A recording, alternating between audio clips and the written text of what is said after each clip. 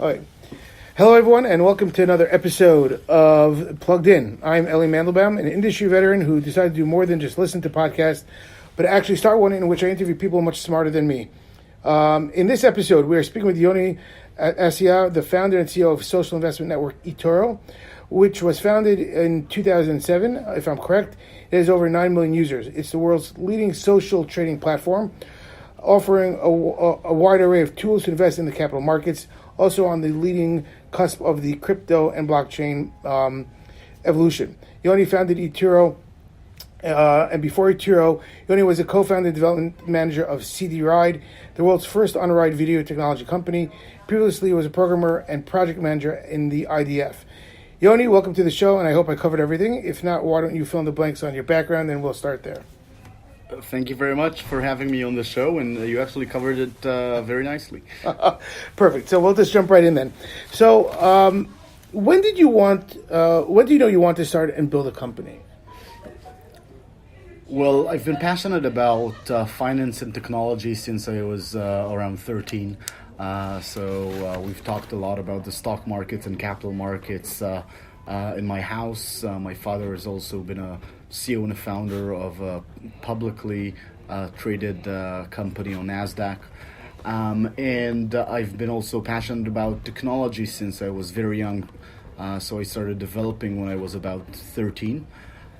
I think I realized I remember in very early age, I wanted to build stuff. I wanted to create stuff. Probably like 15, 16, I realized what I want to do is build businesses, be an entrepreneur. And with my two passions being finance and technology, life eventually led me to launch a fintech company.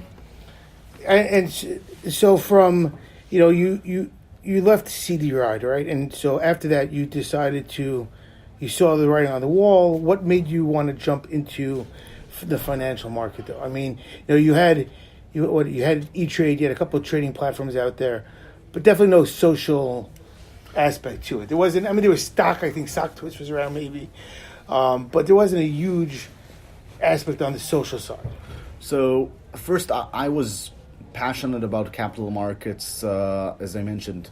From a very young age, I actually did my portfolio management license during my army service. And there's like an interesting sort of circle of life there. My portfolio management license, I studied in Meitav Dash. Zvi Stepak, the founder of Meitav Dash, was actually the lecturer. He basically instructed in the course, and now I sit on the board of Meitav Dash. And I remember back then when I was just about to finish my army service, I had to decide whether I'm going into technology, whether I'm going to study and work in technology, or going to the financial markets. And I actually decided to go into technology, joined CD Ride, helped found it, and basically went and learned computer sciences. Then when I did my master's in computer sciences, I did my thesis was around visualization of financial services. Mm-hmm. And I showed some of the work to my older brother, Yoni Assia, who is my co-founder at eToro. And he said, listen, it's interesting what you're doing, but it's still very much boring and looks like accountant stuff. Numbers, charts, spreadsheets. And then we started brainstorming about capital markets and about the fact that if you look at internet services, whether it's games online or whether you look at social networks back then you see millions of people. And when you look at trading platforms, it's for every country it's several dozens of thousands. So it hasn't really caught up as a mass retail market outside the US, right? So we looked at the US as an example of what should happen in the global capital market. So the E-Trade revolution never happened outside the US. And then we realized it's a lot about user experience and simplifying everything. So we started hacking the user experience, and through that, found social actually started as an add-on feature on the platform. So we created a very entertaining platform for trading basically financial markets, and added a chat feature where people saw each other profiles and could talk to one another. and that simply became the by far most used part of the platform. So we realized that social features have that impact and transitioned into that being the focus of the company. Interesting. So before we get back more into it, I'm going to take you back a little bit. So what was your first job, and what did you learn from it that stayed with you? If there's anything that you learned from it. My first job, well, I had a lot of like small jobs before the army. I never had a real job after the army because I founded City Ride and then founded eToro. So from, let's say, from City Ride, which was your first real foray after the army. So I think the key lessons from City Ride is I learned how to work with co-founders. I definitely learned about the importance of the business model and the need to raise funds properly, sort of, constant up rounds and trying to raise sufficient money to not being needed to think about raising funds for at least 18 months. At City Ride, we were in sort of constant mode of raising money. And the business model was very harsh on a small startup company because we had to finance the installations that we've installed on the roller coasters. So I think that sort of took me from being a developer and sort of a technology guy towards understanding how important it is to understand sort of the business planning of any business, of a startup, and the sufficient financing for that business.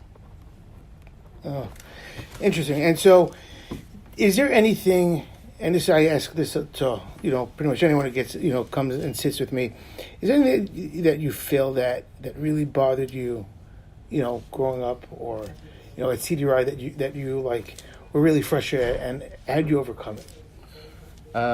So first, I always wanted to be an actor, so I definitely failed on that.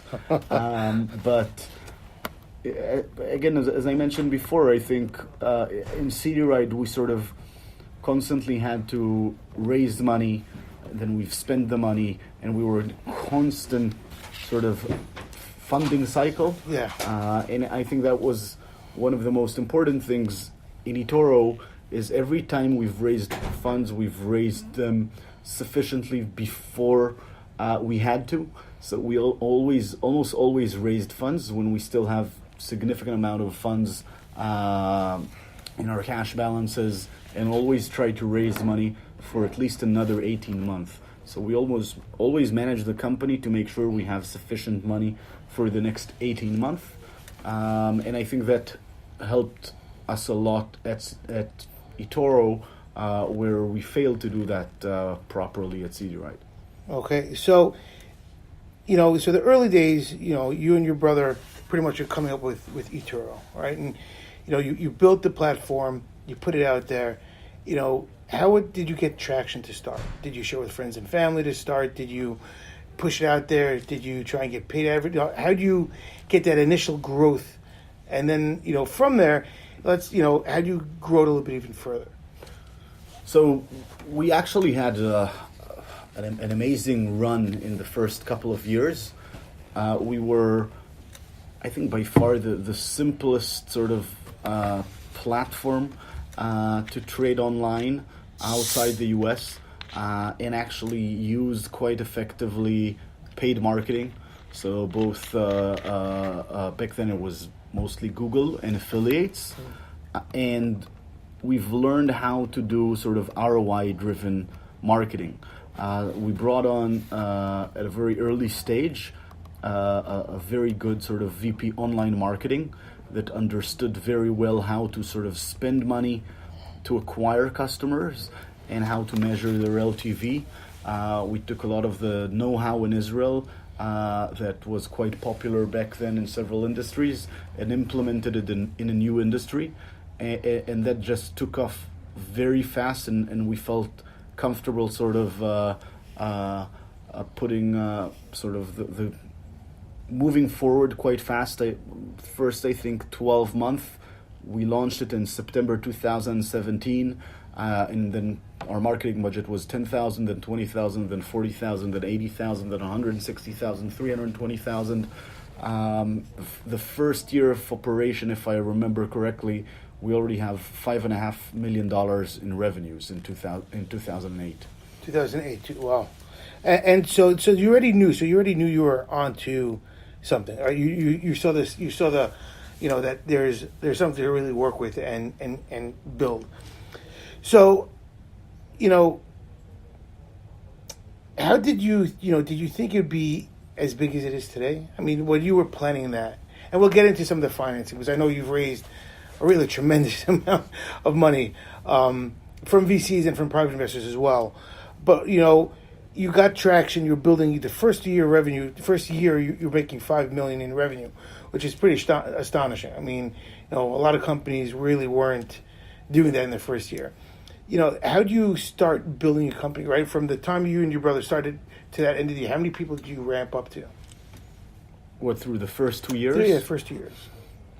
So did you keep a lean and mean, or did you... No, we scaled quite effectively, not as fast as some companies. Again, quite conscious to always have sufficient amounts of money for the next 18 months.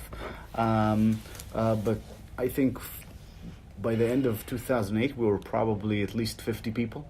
So within sort of the first year of operation. But then the business grew at the same rate. And we constantly looked at everything from the point of view of sort of revenues minus expenses, what's left, how much money we have in the bank, and how much can we grow faster. And this is before you raised outside funding? No, we raised our initial seed. We raised $1.7 million at the end of 2006. That was mostly private individuals, Israeli investors, angels, mostly from the high-tech industry and the VC industry. And were they, when you went to them, were they like, oh, this is great? Or they were just like saying, it's an interesting idea, we're going to bet on you and you two, or did they see the vision? I think they saw the vision. I think they also helped us a bit pivot the vision, taking it more towards finance rather than entertainment. So we thought of sort of making trading something fun, and sort of throughout the fundraising process, we realized trading should be enjoyable, but also a serious business. So we also sort of changed the name of the company throughout the first 2 years. It was originally Tradeonomy, then it sort of became eToro to sort of meet the product. Yeah. So the product became the company. How was that with? I mean, as a founder, right? How were you receptive to it? Did you push back a little?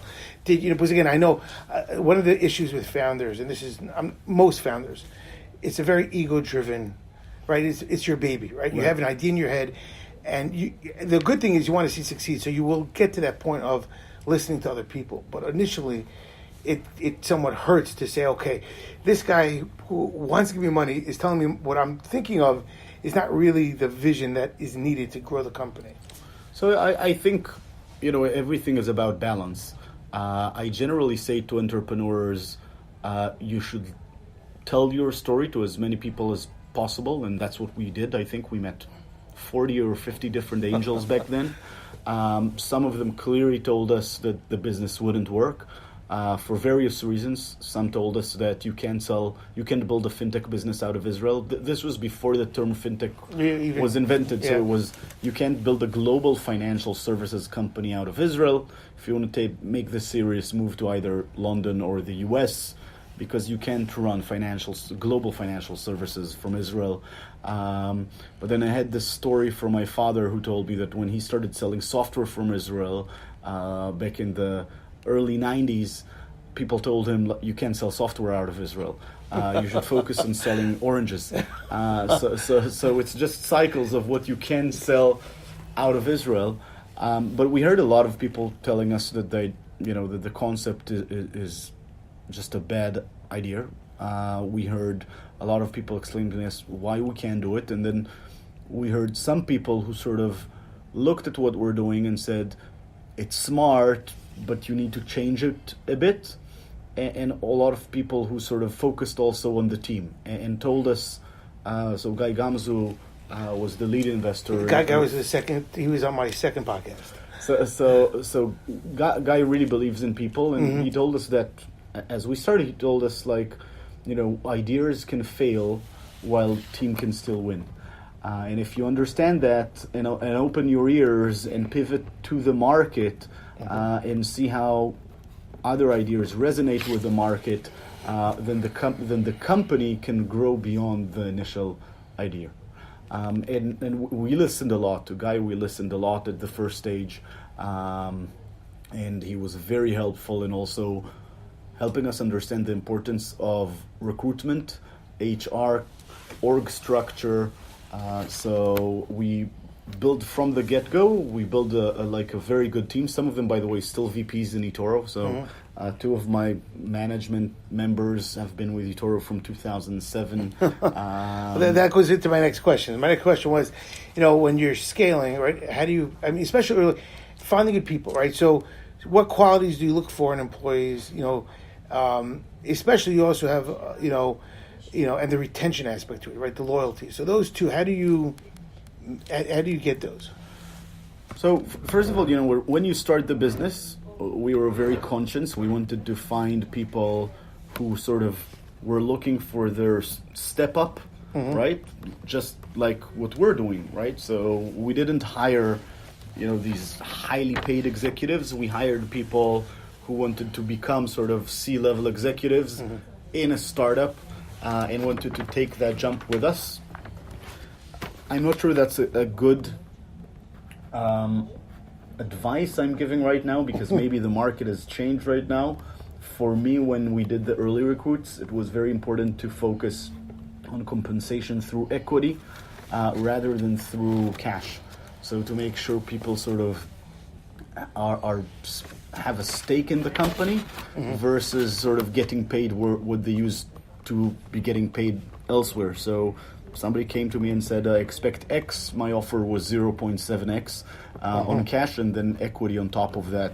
And also explaining how that equity will eventually be worth significant amounts of money. Yeah. So that was a big focus initially recruiting. And we tried to define first the org structure, what we need in the company, and then go and recruit the right people. There was always sort of opportunities coming up, but we try to always think about this as sort of the structure. What's the right structure for the company, and how do we make sure we have the right people at the right seats in the bus? So how many employees do you have today? About 620. 620. And in 2008, ended 2008, I think you said you had 50. Yeah. That's so 620 today. That's a nice amount. And what do you want for your employees, right? So, and I ask this a lot, especially the companies that are scaling. You have to want something for them, right? To create that environment, to create that loyalty aspect. You want to give them, something beyond. You want to, in a sense, create a family for them. So first of all, we have a Facebook group called eToro Family, where we have all the employees of eToro worldwide sort of participating. So we do think that's a very important value, sort of enjoy in your work. So we also relatively early on sort of defined the vision of the company, the values of the company, the mission statement. So we did that strategic work to get people synced. And then every 1 or 2 years, we sort of sit around the table and try to refresh those. We're just sort of crafting our new mission statement right now. And a part of the values of the company is how we want people to sort of enjoy their workspace, and how we also want our customers to enjoy the product. So enjoyable is a key aspect and a key value of the company. Simplicity is a key value of the company. We want for people at eToro to understand in a simple way what we expect them to do. And we want our products to be simple for our users. Innovation is a key value for the company. We try to innovate. We had some of the best ideas that we've developed and were successful actually brought to us by employees in the company coming from different departments. and that's a sort of also how we're recognized in the space. We're considered sort of a leader by innovation in the trading and investing space. And openness, obviously we're a social network, so finance is very opaque by nature. It's very private. You don't know how much your friends are paying for mortgage, or how much they're paying for their debts. And at eToro, everybody gets the same price. Everybody sees what everybody's doing, so you actually get to see the trades other people are doing. You get to talk to them, ask them questions. That's a very big responsibility and liability on a company to enable all of your customers to talk to one another on a wall, and very non-finance from us to do something like that. But it also sort of represents something very relevant to the Israeli culture, that sort of openness and directness, where everybody tells you what they think. So we have open door policy in the company. Everybody can talk to everybody regardless of where they are in the organization. And we eventually, as I mentioned, enjoyable is a key part of what we believe. We believe people, our employees, should have fun at work. They should come with a smile. It doesn't mean that work isn't hard, but you need to work hard in order to play hard. Yeah, correct. So, in terms of, so you were using some paid, in 2008, some paid, marketing, and so, but you scaled tremendously over the years, and even more so. So are you using the same types of strategies, or are you, employing new ones now, especially because you guys are, I think, are pushing big into the crypto world as well. And that's something that I think you guys were early on as well. Right. I think in 2010 you were really saw the writing on the wall, got involved, and I know over the past year or two things have definitely gone up tremendously in terms of the buzz around the financial world. It's no longer just an afterthought or a silly thought. So I think from a marketing point of view, we always look at like three parts. One is paid marketing, and we've always had that mission, which is really not trivial for a non-online company or a non-data-driven company. Mm-hmm. We really try to scale the marketing budget year over year. Like, we have that mission to sort of push the boundaries, spend more. Then in parallel, it's a lot around product innovation.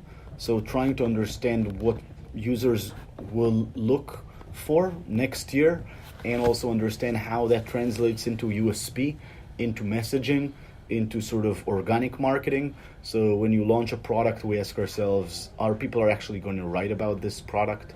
Is this going to be interesting for journalists to cover? Sort of, how do you create product innovation that resonates well with not the market, the users only, but also the markets, the press. And the third is a lot about brand. We've done that less in the first years and significantly more over the last 2-3 years. In the UK, we've been advertising on taxis, on billboards, sponsored football teams. We've been doing TV. We sponsored tennis players. We took an actor from Game of Thrones to do the Huddle commercial. So we are looking more and more about the combination of sort of organic traffic driven by product innovation in press, paid market driven by a data-driven ROI approach, and brand marketing, which is really about creating these ads and creatives that resonate with our customers, where they're sort of surprised and happy to see us on the ads. And so, could you just, so for reference, what are some of the?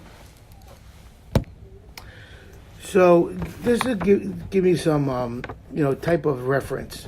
What are some of the numbers you're seeing now in terms of your overall? I mean, you could give broad strokes. I don't know if you want to get into specifics, but in terms of revenue, in terms of comparing it to, let's say, even 2010. I mean, you guys are you have over 9 million users now? Yeah, we have over 10 million users. Just over the past 2 years, we've grown revenues by more than 600%. And that's just sort of 17, 18. So we've seen a tremendous amount of growth over the past 2 years. We had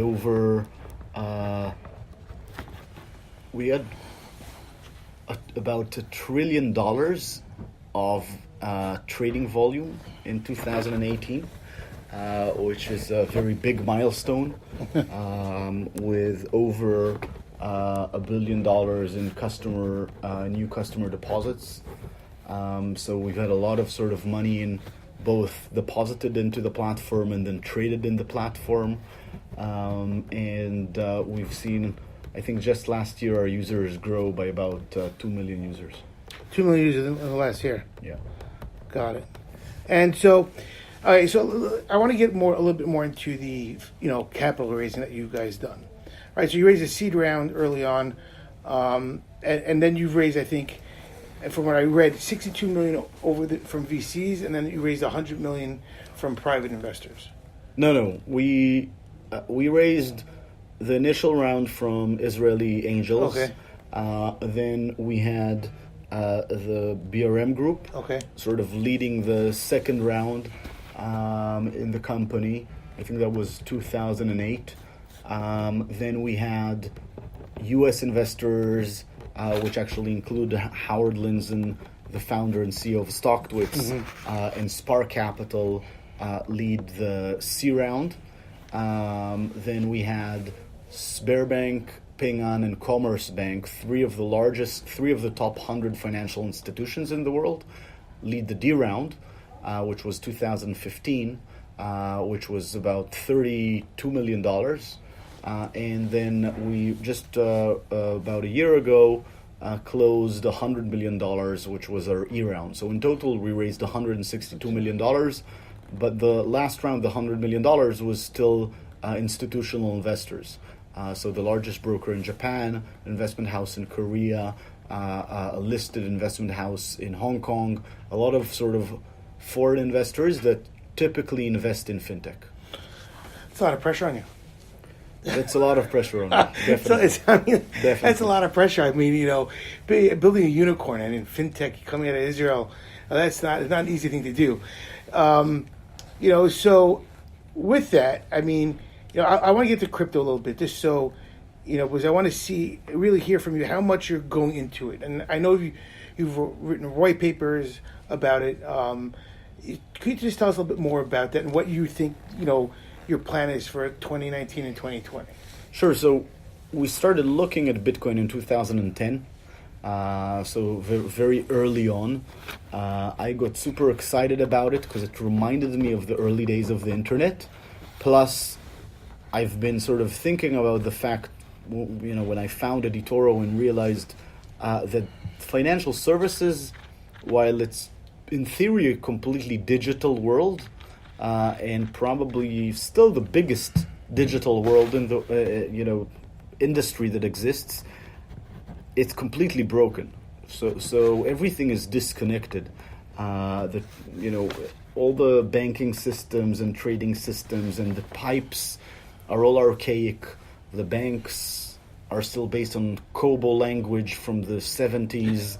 It's still hard to connect to APIs. You need to do the T+1 or 2 settlement systems, which is how my grandfather used to manage his bank in the 60s. So computers enabled sort of the growth of the banking industry and financial services industry, but haven't revolutionized them. And I think blockchain represent sort of a revolution in how to manage financial services. And when we started looking at it back in 2010, we saw this new technology, the blockchain, and the ability to sort of send and receive assets on the internet, peer-to-peer, from everywhere to everywhere, in a matter of minutes, and basically settle and clear in real time. And that was an aha moment for us. Then we sort of got more involved in the ecosystem. In 2012, we started this movement called Colored Coins, which basically means how to tokenize assets on top of the Bitcoin network.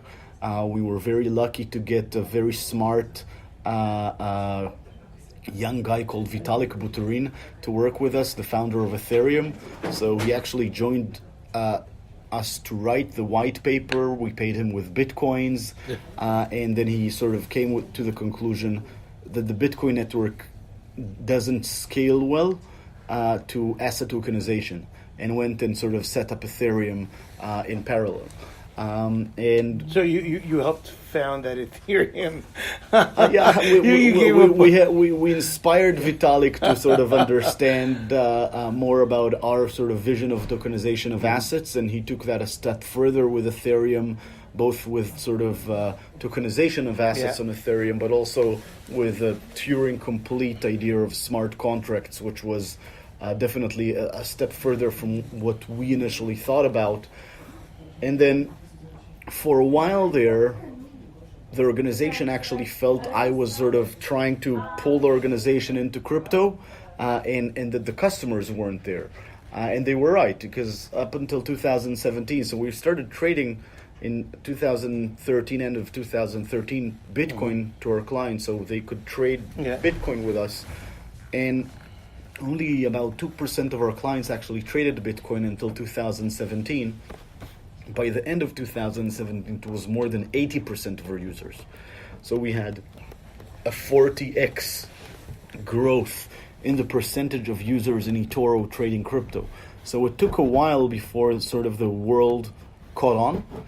We are now putting a lot of efforts on sort of blockchain as the future infrastructure of eToro.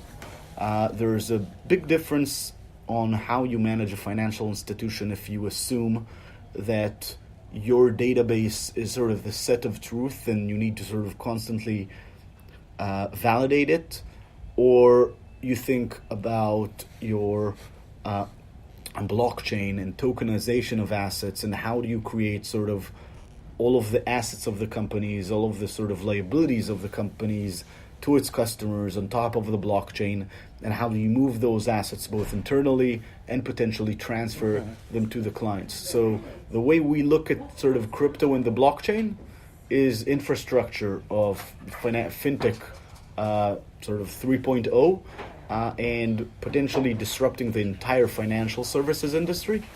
And that's why we're building now eToro X, which is a crypto-to-crypto exchange. We just recently launched our wallet, which enables people to sort of send and receive crypto assets. We'll be soon announcing tokenization of assets and our strategic plan around tokenization of assets and how that connects together with the eToro platform. So a lot of what we're doing is about moving our existing business onto the blockchain. I mean, that's ambitious. That's definitely a lot of that's a lot on your plate for the coming year or so. Are you going to do that through? Are you looking at acquisitions? Are you looking at purely through building up through the company? I mean, you have 600 some odd people now. Do you look to hire another, 50 to 100 over the given year? Our current plan is to recruit about 150 people in the next 12 months. Wow. And we are definitely looking at acquisitions. We acquired 3 companies in 2018. We're definitely looking at acquiring more companies in 2019. Obviously, that's very challenging to sort of find the right targets, do the right deal, integrate the company into the culture. So we're still sort of learning the ropes around acquisitions. Yeah, I can imagine. All right, so we're going to wind it down and a few more questions. I definitely appreciate your time. So, is there a mistake you made in eToro that you realized that I think it was the wrong path, and how did you fix it? Because again, I like to ask this question mainly because it shows that no one's perfect, right? You definitely have challenges, you definitely have issues. It could have been, okay, I thought we were going to go in that direction, and in the end, it wasn't. So there was one very big mistake that I think it'll even take time for us to still fix, because it has a lot to do with the sort of DNA of the company, and that's that we underestimated the importance of high-valued customer to our business model. and we thought a business in fintech could thrive on small customers, on sort of a high proportion or mass amount of small customers, and didn't appreciate enough the importance of the high valued customers to our business model. And there's a very big difference because it is quite unique to financial services. There's a couple of other examples, but we have customers today that have deposited with eToro more than $1 million and trade more than 100 trades a month. And they trade significant amount of trades, and they trade a significant amount of money. And on the other hand, we have, let's say, 1,000 users who deposit $1,000, and they all together trade 100 trades a month. Now, if our SLA, if the quality of our service is 99.99%, then out of the 1,000 users, right, there's going to be roughly one, actually even less than one, that's going to see an error, right? So you can multiply that by 100, so and that gets more, but then maybe we'll have 10 unsatisfied customers out of the 1,000 customers. But the guy with $1 million trading 100 trades a month, he's going to for certain see that error, right? And let's assume, again, this is all in theory, right? So you see one error and you say, okay, I'm leaving, right? So on the 1,000 clients, on the lack of quality, on the 99.99, you will lose 10%, let's say 1% of the clients, right? You lose 10 clients. But on the $1 million client, you're going to lose that $1 million client. Now, he's worth like the 1,000 clients, which is why sort of quality and sort of tinkering the product, the user experience, and the focus on the high-value customers is so important, because doing a mistake with $1 million clients costs like doing a mistake with $1,000 clients. And that's something that we constantly sort of improve in eToro. I would say over the past 4 or 5 years. We realized that at least 5 years ago. But the entire DNA of a company is bringing in lots of customers, and everybody's seeing those thousands of leads coming every day, and the account managers, everything. So it took us a while to sort of segment the business and make sure that we have sort of a diamond club for those with more than $250,000, and those would have their own customer service, they would have their own operations team, they would have some of the benefits that others don't have, and sort of making sure that as a business we can sort of take care of the high-valued customers is something that we mistakenly underestimated initially to fix. I think other than that, we a bit underestimated the importance of sort of the brand, and initially sort of were significantly more driven towards performance marketing and sort of whatever worked rather than what did people see, how do people perceive eToro, are we creating intent or just serving intent?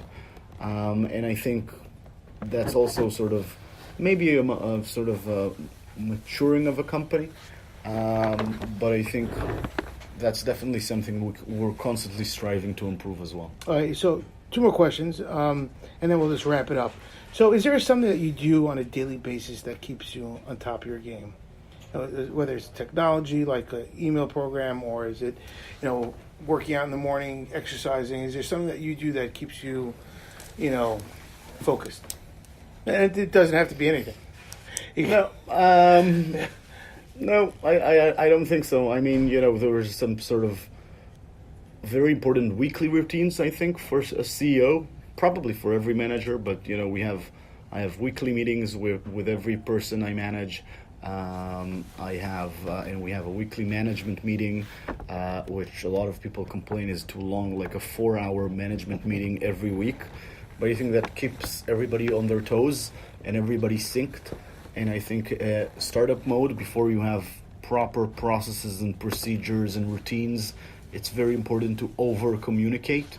I think in the same way we have a very good sort of process with shareholders reporting from day one. We reported quarterly financial statements in like a 20-page PDF explaining achievements, what we've done, financial reporting, and I think now when I'm looking at sort of other startups, that two pillars of weekly routines plus constant reporting to stakeholders, those are two extremely important things for every startup. Got it. Well, thank you so much for your time. I truly appreciate it. It was great speaking with you, and good luck in 2019. And it's great to see that again, you're building a unicorn. I mean, it's fantastic to see. So thank you so much. Thank you very much.